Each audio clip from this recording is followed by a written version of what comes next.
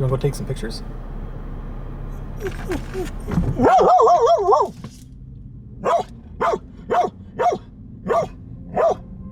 Okay, we're going.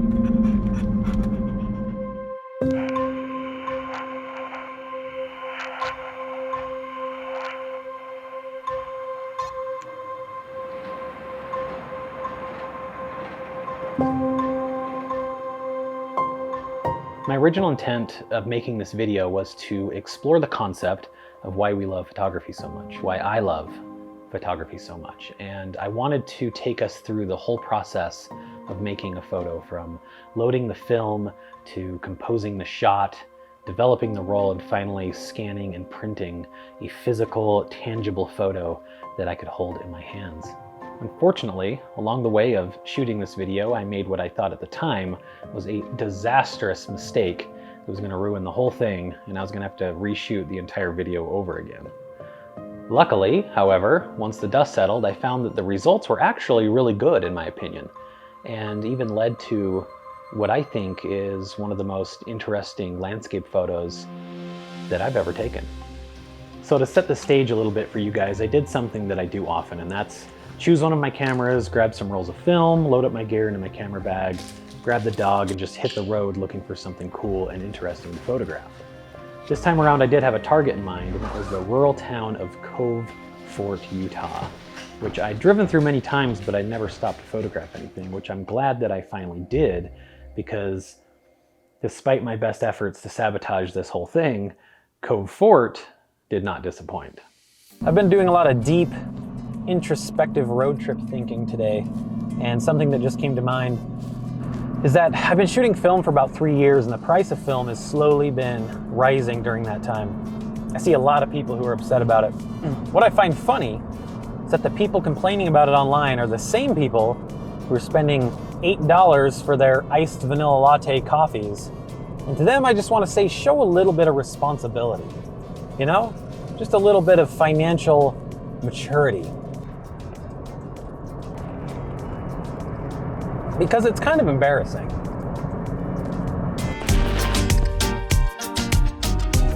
Something I can say with confidence is that loading film into a film camera is exponentially a better experience than slapping an SD card into the thin slot of a digital camera.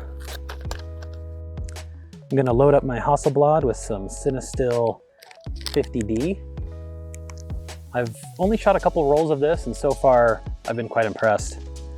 Another thing to love about these film cameras is that they're fully mechanical. I mean, not all of them are, but this one is. It's just springs and leather and metal, gears. How can you not love that?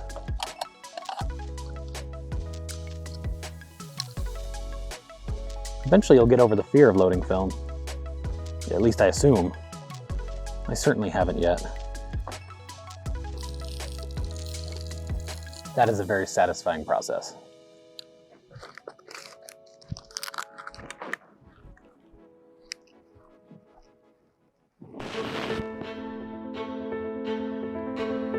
Now, you guys will have to imagine I'm driving down this road, as I just was, and I'm looking around for shots, and then I look to my right and bam,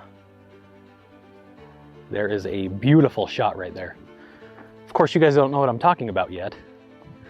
There is a house, little white house, sitting out in this field. It's framed by some really cool trees. My only concern is that it's kind of far away. I have an 80mm lens connected right now, and I've got a 150mm lens for this in the car. I think it's going to be enough.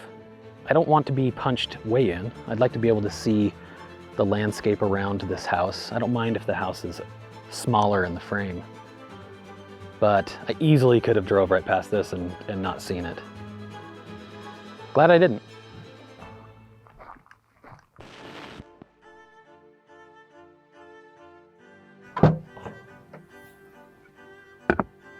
Right here is where I made a gigantic mistake.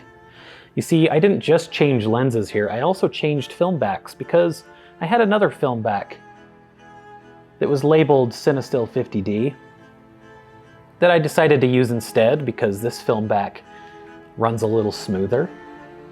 However, it actually had Portra 400 loaded up in it.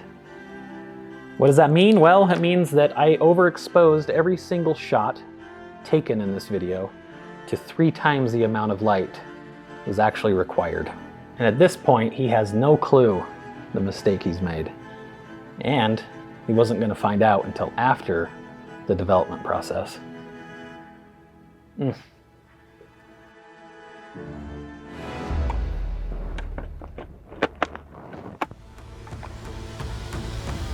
more I look at it, the more I really like the house sort of being small in the frame.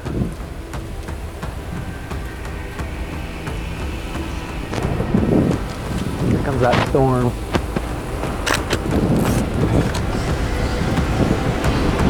Wow, that storm moved fast. I had time to take one photo before it completely wrecked the lighting, but that might have been our only opportunity, so I'm glad I got at least one photo out of it.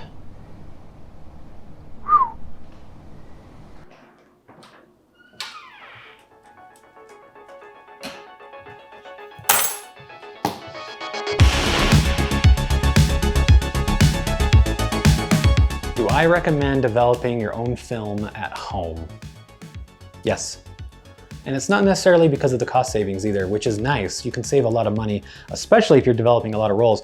It's more so because of the experience of it. Taking a roll of film that you shot, slapping it into a development tank, splashing some chemicals on there, and magically you get results. The hardest part about it, I guess, would be that you have to keep your temperature around 102 degrees, but that's super easy. I'll show you guys how I do that. And I'm not gonna go super deep into this process in this particular video, but if you think you guys might want kind of a tutorial on how I go about mixing my chemicals, I'll gladly do it. So this is the secret to keeping your water the correct temperature.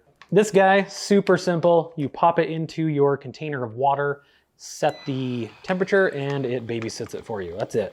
I think that's the part that intimidates most people, but I promise it's super easy once you have one of those.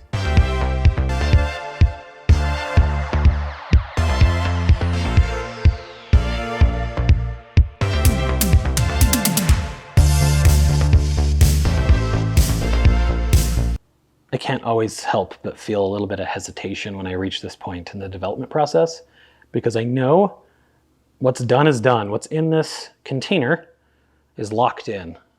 There's no more I can do. But it's also very exciting.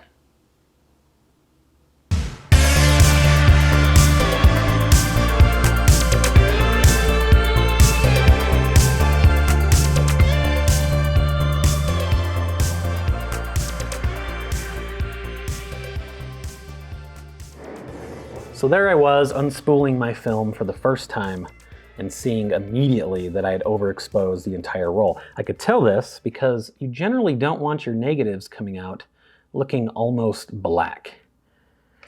I just stared at the roll. I figured this is completely ruined, and I couldn't understand why. It wasn't until I looked at the film border and discovered that I'd shot the wrong film that it all made sense. However, as I examined a little closer, I could see that there were images present on the negative. So I decided to do a little research online, and I found that people actually overexpose Portra 400 on purpose. Now, I don't know if they push it 3 stops generally, but it did give me some hope. So I figured, what the heck, I might as well run it through the scanner and see if there's anything that I could possibly salvage.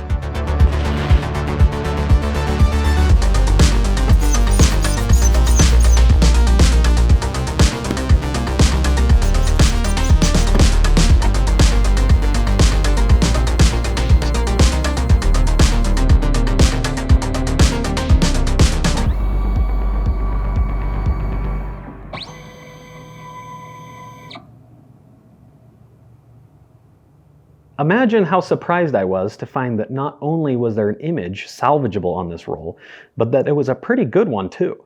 Which means my journey up to this point was taking a photo that I was super stoked about, coming home developing said photo, and finding that I had ruined the entire roll, questioning my existence on this planet, then scanning the film and finding not only did I like the photo, but I couldn't wait to print it, which is what we're going to do right now.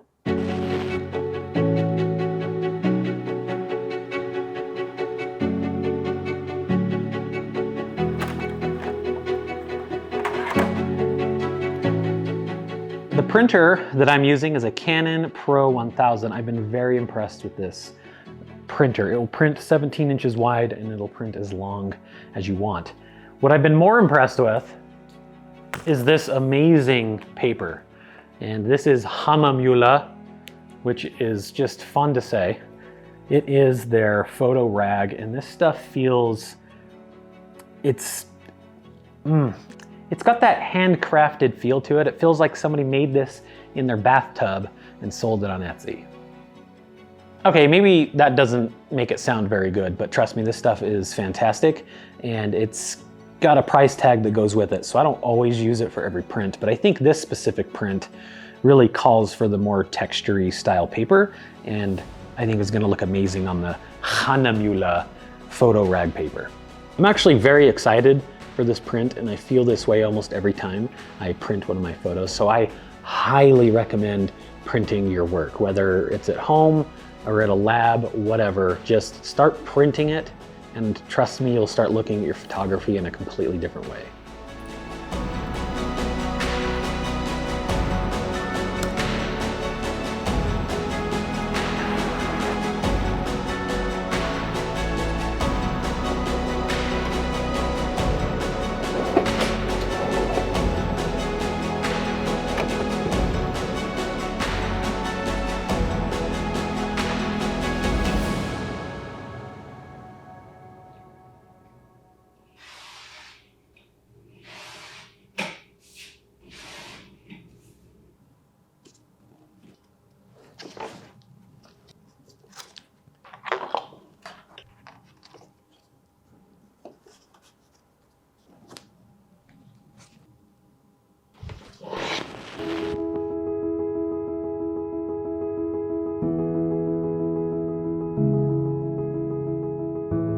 I'm not prepared to say that there's one definitive aspect of photography that makes it universally appealing, but what I can say after doing this little exercise, mistakes and all, is that a major contributing factor to that is the sense of discovery that it brings. Every photograph that you see is kind of like a unique fingerprint. I mean, some more so than others for sure, but this image that I came away with while making this video is something that nobody will ever be able to duplicate. They'd have to travel back in time to the same day, get the same clouds, the same lighting, the same storm that rolled in. I think you guys get the point that I'm trying to make. The days of discovering new oceans and lands and interesting places to see are all but over on this planet. But with photography, it offers us a way to discover things all over again and show them in ways that we want to see them and the ways that we want others to see them. That is just a house that you never knew existed, but you do now, and that's a pretty powerful thing. I'd like to hear what it is about photography that you love so much, and if you're like me and have a hard time answering that question, the only real piece of advice I can give you is to just grab your camera and figure it out.